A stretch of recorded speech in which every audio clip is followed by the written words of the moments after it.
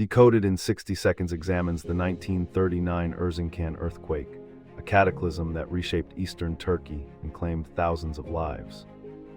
Triggered by a deep fault slip, the 7.8 magnitude quake toppled cities, triggered landslides, and severed rail lines for years.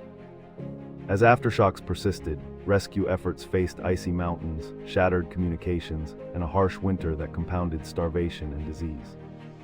Lessons emerged on building resilience: strict seismic design, safer rail corridors, and rapid medical and logistical coordination during disasters. The Erzincan event remains a turning point, reminding planners to harden infrastructure before the ground begins to tremble.